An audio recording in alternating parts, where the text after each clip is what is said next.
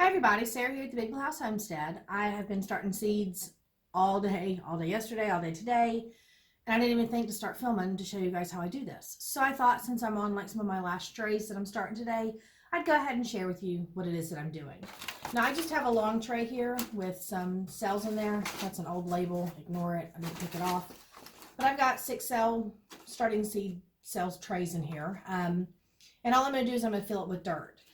Now, I do have a seed starting mix here. The problem is that this is all I have left is like half a bag, and I'm already out of them at the stores. So I can't find any more. So I'm doing a mix in this with half potting soil and half seed starting mix. But some of my seeds require this because they're so small and they really need super loose, nice, loose, airy dirt. So we're going to fill these trays up and kind of talk about what seeds need what. So to start with, I always find it easier. I have my bowl of dirt here. You can do this outside, inside, wherever. But I always find it easier if you just take a big scoop and start from the center. If you just start filling your center spots up, you can kind of move this around a little easier. And as you find these bigger chunks, because like I said, I'm using a potting mix, I just pull those out. If you're using seed starting mix, you don't have to worry about that at all. But if you put it in the center, you can also check for any clumps, any issues, and you can just kind of rake your little shovel across and it'll even it out really nicely. So you don't have to worry about too much hard work. It's just going to fill these up pretty quick. So I'm going to fill this up and get it all in, and I'll show you what the next step is. Okay, so I've got this filled up, and I've gone through and picked out majority of these big chunks that were shown, and as I kind of put my hands through it, I can pop up more. So you just want to clean out all that stuff. It might hinder your seeds a little bit. Anything underneath shouldn't be so bad. The roots will go around. So you can see the difference here. This is all the seed starting mix, and this is all the mix that's potting mix and seed starting. But this stuff I already moistened, so this needs to get wet. So I just come through and give it a really nice water. Anytime you're working with really teeny tiny small seeds, if you don't water first, they will wash away. And then you end up mixing them in your trays and making a mess. So I always make sure it gets a really nice, good, heavy water to begin with. You can see that some of it has sunk down. If that's the case, then I can just go back in now and fill those spots in. And I'm not going to re-water that because it will absorb the water from underneath. And I can always spray it with my spray bottle later if it dries out. So now that I've gotten all of these filled in a little bit more, I mark everything with popsicle sticks just because I can throw them in my compost and I can also reuse them year after year. So I'm going to start with these here because this is going to be my small seeds. So I'm going to go ahead and grab out what I have here, and that is mullein and nicotania. Now these two right here are very small, teeny tiny, minuscule seeds. I don't know if you can tell in that packet how teeny those seeds are, but they're like dust. So anytime I work with them, my hands are dirty and there's soil under my nails. I want to get out as much of that as possible first, because if not, I'm going to get seeds stuck under my nails and they're going to transfer into other stuff. So I just want to make sure those are nice and cleaned out best I can. And I'm going to open up my little wax paper here. And anytime you have seeds that are really small like this, it's better to kind of shake them down halfway and then just grab them with your finger and pull towards you. And then pinch them in your fingers. You'll be able to feel them. And all you do is sprinkle them on the surface. No pressing required, none of that. Just sprinkle them right on top. I don't know if you can tell how teeny those are, but that's probably 50 seeds right there in my hand. So yeah, they're pretty tiny. So I'm sure I blocked the camera on that one, so I'll show you like this. Just sprinkle lightly. Just barely roll them in your fingers and get those on the trays.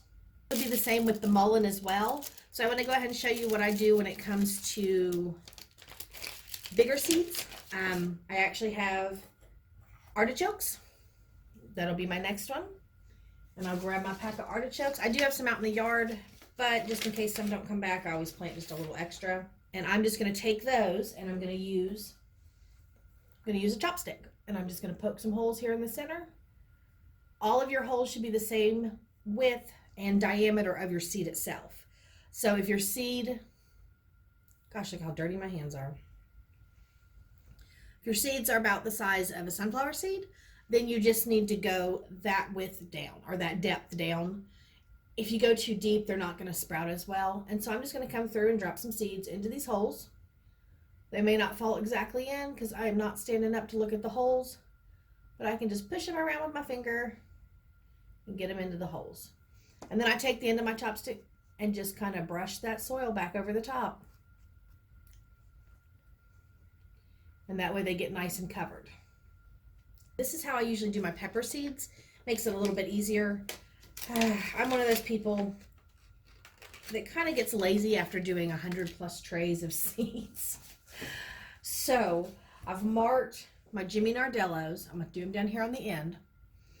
But what I do is I take my fingers and I just press my soil down a little bit. Press my mix down. And then I can feel like there's a chunk I don't want. And I felt one right there and right there. And so I know which ones I've missed. But I pick my chunks out and I just press them in. And I'm going to do quite a few of these simply because I'm selling plants this year. So I'm going to do this in like a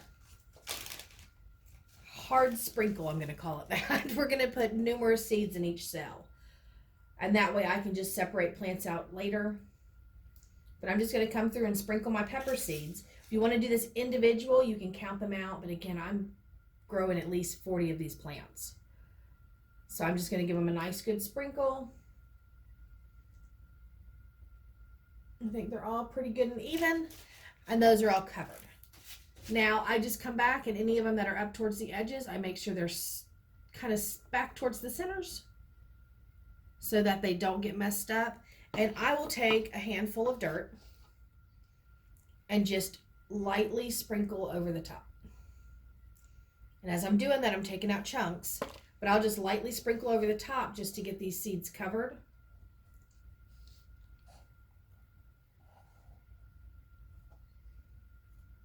And break up anything as I go. All right, and now that they're nice and covered, I just pat down the dirt very softly just to make sure it coats around those seeds and fills in any gaps. And so that's how I plant pepper seeds. Now when it comes to things like this calendula, I'll put here. I don't want a whole lot of these because it produces so much. And I got to show you these seeds, guys. These are funky. But I will just poke my holes like normal. Look at those weird seeds.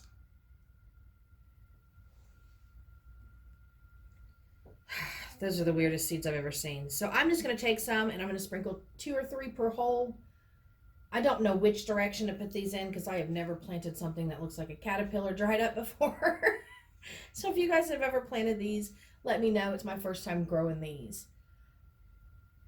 But I'm just going to poke them in to the soil. And I can either cover them with my chopstick or I can add more soil to the top, whichever I prefer. And now what I have is I have 3 cells left and I've got some dill to do and that's about it.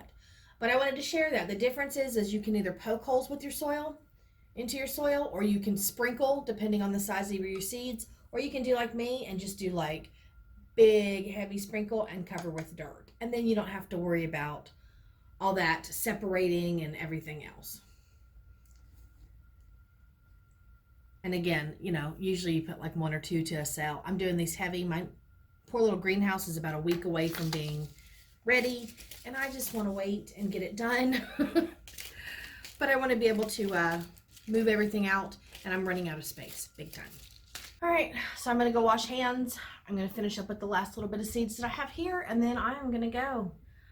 Got a lot more to do. Still more plants to grow. And I'm not even touched the squashes and stuff yet. Just tomatoes and peppers these past 2 days. And I have filled up so many trays, it's unbelievable. Well, anyways, thank you guys for stopping by. I hope that helps you out. Again, if they're teeny tiny minuscule seeds, do not even put them underneath dirt. Just sprinkle them on the top. And make sure you pay attention to your seed packets because some things don't want light. They want dark only, especially when they're surface sowed. So pay attention to that. And then any of the other seeds, just make sure you get them in the dirt a little bit just to ensure that they're good. And make sure it's nice and moist. You want it really nice and wet to begin with. So I'll see you guys in the next video. Bye.